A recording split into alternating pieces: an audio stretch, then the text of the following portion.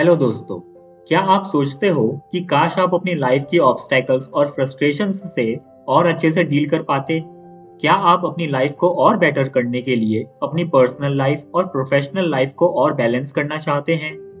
अगर आपका जवाब हाँ है, तो ताओ ते चिंग बुक, जो एंशिएंट चाइनीज टीचिंग्स से भरी हुई है, आपकी हेल्प कर सकती है। और इसी बुक की विजडम मैं आज आपको इस वीडियो के थ्रू बताने जा रहा हूँ।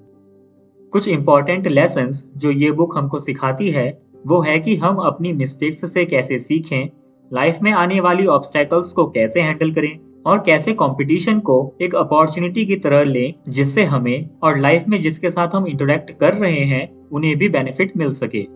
तो आइए पहले इस बुक के राइटर के बारे में थोड़ा जान लेते हैं। The history of Laozi. Laozi एक एंशिएंट चाइनीज फिलोसोफर और राइटर थे जिन्हें ताओ ते चिंग लिखने के लिए सबसे ज्यादा जाना जाता है। लाओजू ताओइज्म के फाउंडर थे। Taoism means a life philosophy that advocates humility and religious devotion. लाओ वर्ड लाओदी से आया है, जिसका मतलब होता है द वाइज वन और ओल्ड वेनरेबल मास्टर। तो आइए इस बुक के चैप्टर्स को हम एक एक करके समझने की कोशिश करते हैं। We can apply the principles of simplicity, patience and compassion in our lives. कभी-कभी हमारी लाइफ बहुत कॉम्प्लिकेटेड हो जाती है और हम चाह कर भी कुछ चीजों को बदल नहीं सकते। ऐसी सिचुएशंस में चांसेस रहते हैं कि कहीं हम डिप्रेशन में ना चले जाएं। लेकिन हमारी लाइफ चाहे कितनी भी कॉम्प्लिकेटेड क्यों ना हो जाए, हम सिंप्लिसिटी, पेशेंस और कंपैशन की हेल्प से अपने माइंड को डिस्ट्रैक्ट कर सकते हैं। सिंप्लिसिटी, पेशेंस और कंपैशन से हमें 3 बेनिफिट मिलते हैं। अपनी लाइफ के दूसरे लोगों के साथ पेशेंट रहें, खुद की भी देखभाल करें, हमेशा ऐसा सोचें कि आप अपनी लाइफ की सभी डिफिकल्टीज को ओवरकम कर सकते हैं।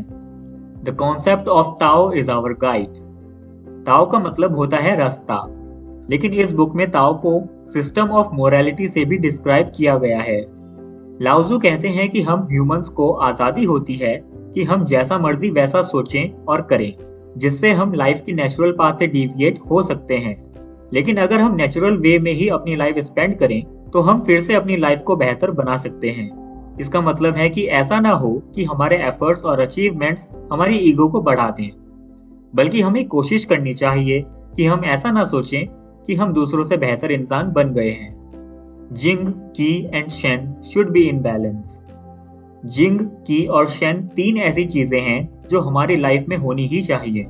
साथ ही इन तीनों चीजों में हमें बैलेंस भी रखना चाहिए, क्योंकि इससे लाइफ में फिजिकल और स्पिरिचुअल हार्मनी क्रिएट होती है। जिंग का मीनिंग है set of guidelines. In guidelines के अकॉर्डिंग अगर हमें दूसरे लोगों के साथ और नेचर के साथ हार्मोनाइज होना है, तो उससे पहले हमें खुद के साथ ही एक डीप कनेक्शन बनाने की जरूरत है। और हम ऐसा कैसे कर सकते हैं? हम्बल होकर, दूसरों की हेल्प करके, वायलेंस अवॉइड करके, अपनी पावर को रिस्पॉन्सिबली यूज करके और हर चेंज को एक पॉजिटिव वे में लेकर। की होती है हमारी बॉडी की एनर्जी। की है जो एयर हम ब्रीथ कर रहे हैं, और ये वो एनर्जी भी है जो हमें जिंदा रखती है। सब की पॉजिटिव नहीं होती, कुछ नेगेटिव भी होती हैं, लेकिन हमें अपना फोकस हमेशा पॉजिटिव एनर्जी पर ही रखना चाहिए। इसकी हेल्प से हमारी लाइफ बैलेंस्ड रहती है और हेल्थ भी अच्छी रहती है। शेन होती है हमारी स्पिरिट। शेन हमें सेल्फ कॉन्शियसनेस का हाई लेवल मेंटेन रखने में हेल्प करती है। यही सेल्फ कॉन्शियसनेस आगे हमें हेल्प करती है यूनिवर्स के साथ कनेक्टेड रहने में। शेन का जिंग और की के साथ एक डायरेक्ट रिलेशन होता है। एक हेल्दी शेन से हमारे जिंग और की भी इम्प्रूव होते हैं। We should own our faults and mistakes. जब हम कोई मिस्टेक करते हैं, तो हमें अपने ही अंदर झांक के देखना चाहिए कि ये मिस्टेक कैसे हुई और अब कैसे इसे ठीक किया जा सकता है। अगर हमें कोई दूसरा इंसान बताए कि हमने ये मिस्टेक कर दी है, तो हमें उस पर गुस्सा नहीं होना चाहिए, बल्कि उसको थैंक्स बोलना चाहिए, क्योंकि उसने हमारी मिस्टेक बता के उसको इम्प्रूव करने का एक चांस दिया है। मिस्टेक होने पर अगर हमारा एटीट्यूड पॉजिटिव है, हम उस मिस्टेक को करेक्ट करना चाहते हैं, तो ये एक बहुत अच्छी लर्निंग अपॉर्चुनिटी होती है। इसके साथ ही हमें ये सीखना चाहिए कि दूसरे लोग हमें कंट्रोल ना कर सकें। लोग हमें उकसाने की कोशिश करते हैं ताकि हम गलतियां करें, और इससे हमें दूसरे लोगों पे गुस्सा भी आ जाता है और उनसे हमारी लड़ाई हो जाती है। लेकिन हमें अपना एक स्ट्रॉन्ग कैरेक्टर डेवलप करना चाहिए और अपनी लाइफ ऐसे जिए जो दूसरों के लिए भी एक एग्जाम्पल हो। दूसरे लोगों को ऑब्जर्व करने से भी हमें अपने बारे में काफी कुछ पता चलता है। दूसरे लोगों को ऑब्जर्व करके हम ये देखते हैं कि हमारे अंदर कौन सी कमियां हैं और हमें ऐसा क्या करना चाहिए जो ये कमियां दूर हो जाएं।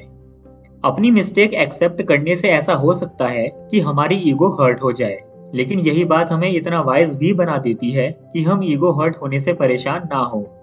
Final words. लाओ ज़ू की फिलॉसफी हमें और ज्यादा नेचुरल और फ्री माइंडेड बनाती है।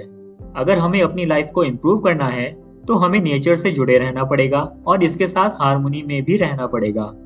हमारे अंदर वो एनर्जी होती है जो हमें यूनिवर्स से जोड़े रखती है, और ये एनर्जी पॉजिटिव भी होती है और नेगेटिव भी। लेकिन अगर हम बस पॉजिटिव एनर्जी पे फोकस करें तो हमारी लाइफ हमेशा इम्प्रूव होती रहेगी और हम अपनी लाइफ बहुत ज़्यादा इंजॉय करेंगे।